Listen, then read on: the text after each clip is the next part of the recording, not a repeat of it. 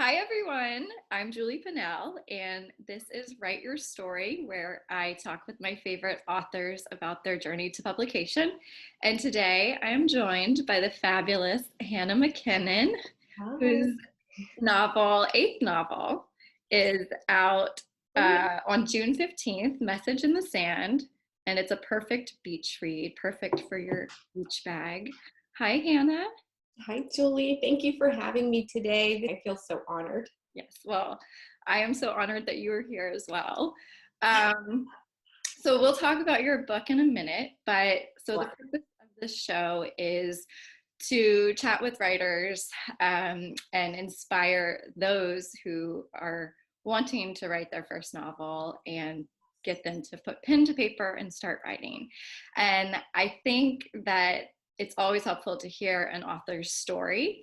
So I want to start from the beginning. When did you realize that you wanted to be a writer? Honestly, it was probably in third grade.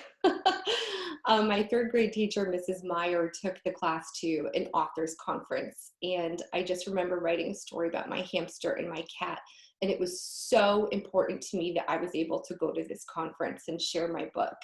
And from then on, it was just something in the back of my mind I always wanted to do. But I had a very circuitous route to being published. And it was a long time before I actually sat down and made myself actually take the time to write and learn the craft and the market before I actually got published. So what was it that actually, so you obviously knew you liked writing, but what was it that's made you want to write your first book and inspired you to write it? well, I was an elementary school teacher for 10 years before I started writing professionally, I guess you could say. And I was teaching fourth grade, and I was immersed in really great YA literature and middle grade fiction. And I just loved what we were reading in class and sharing those works with my kids. Kate DiCamillo was a huge inspiration for me. And when I was pregnant with my first daughter, I was out on maternity leave for just 4 months.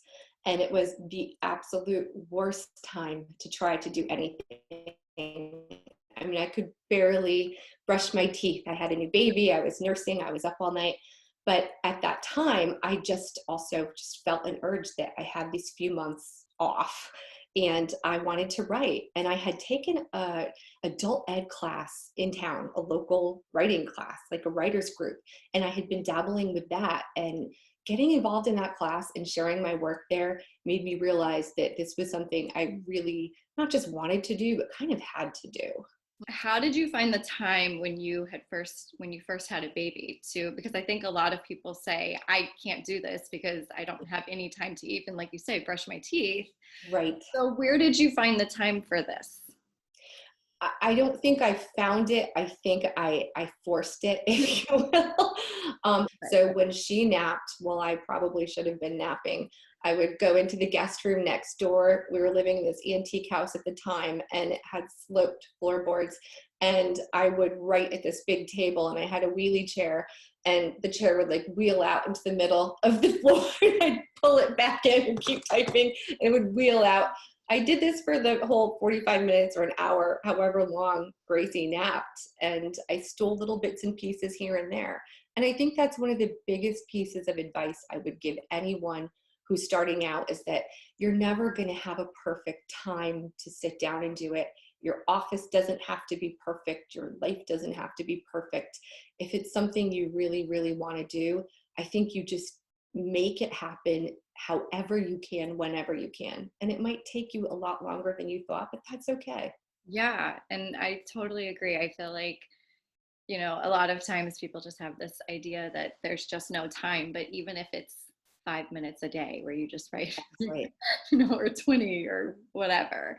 And I think that's so inspiring, that you were able to do that. What do you think was the most challenging part of writing that first book?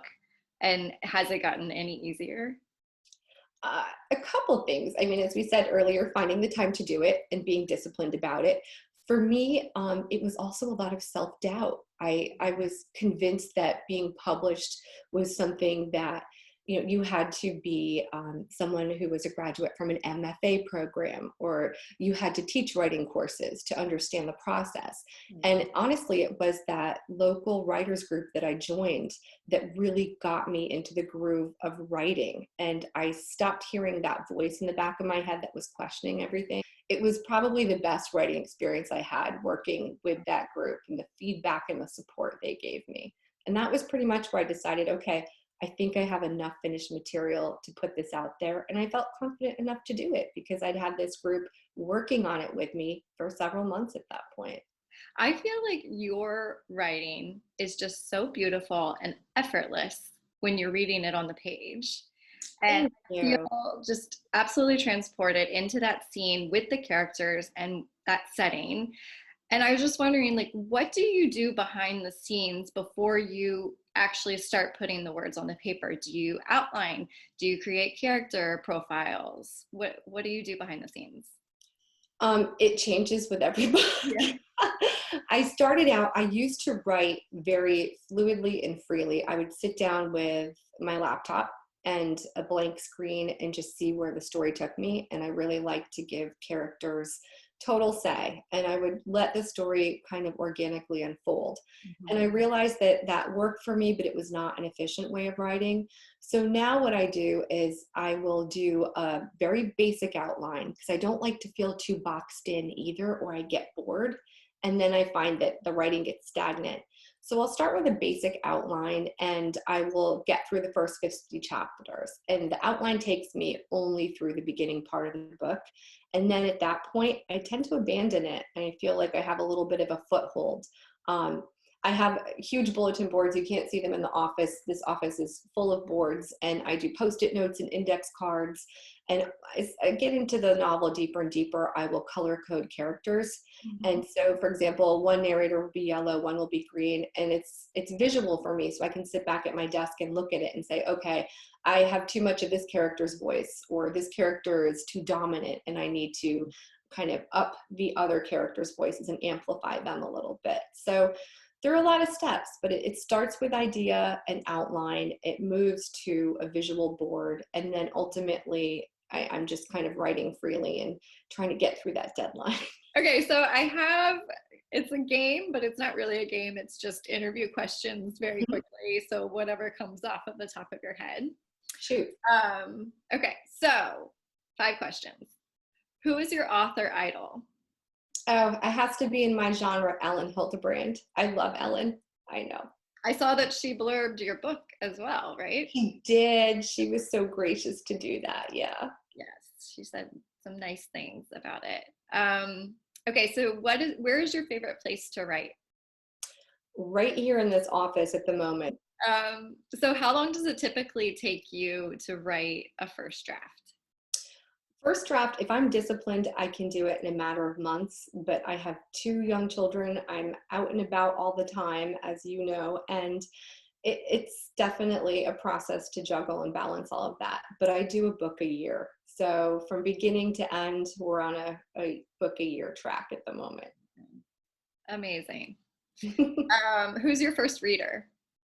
My first reader, is funny, is my 16-year-old daughter. She is such a gentle but honest critic, and being 16, there is no hesitation to tell you what you did wrong and how many times. So it's my daughter, Grace, at the moment. That's great. That's awesome. And then what's your favorite part about being an author? I would say the favorite part is probably also the scariest part. There are 2 times each year I look forward to, and one is when I have finished a first draft and gotten it out to my agent and my editor, and I hear their response, knowing that we're moving forward with it and they're going to go ahead and publish it. That's always exciting. It doesn't change since the first book. And the second part of that favorite is getting out on book tour and sharing it and being able to talk about it, because you are in your head and in your office, and it's so isolating and solitary at times. And then to see it come to life and actually talk about these characters like they're real people, because they really are to us. It's exciting. That never gets old. Yeah, that is the best. Yeah. Okay, so tell us about Message in the Sand. Give us a quick rundown of it. It's a story of an Army veteran who comes home and he has had some heartbreak overseas. His name is Wendell Combs. He's in his late 30s, and he's a confirmed bachelor as well as a veteran soldier who wants nothing more than to be left alone. And he works as the caretaker of this beautiful estate in the Connecticut hills called White Pines. Now, there's a family that owns White Pines, the Lancaster family, and they have two daughters. And those two daughters want to pursue Wendell and find out what he's all about, and they refuse to leave him alone as he wishes they would. And the Lancasters are a very philanthropic family, pillars in the community, and they host an annual gala. And on that June night when they're hosting their gala, a tragedy unfolds that I don't want to give away, but it changes the future of White Pines, and it changes the present for both Lancaster girls and for Wendell Combs in the sanctuary that he so craves and needs to survive in.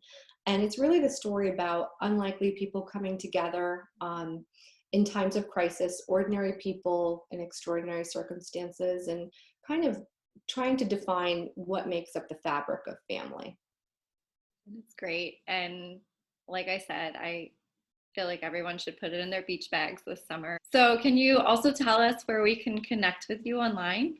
Yes, so you can find me on Instagram at Hannah McKinnon Writes. You can find me on Facebook at author Hannah McKinnon, and my website is hannahmckinnon.com. Awesome.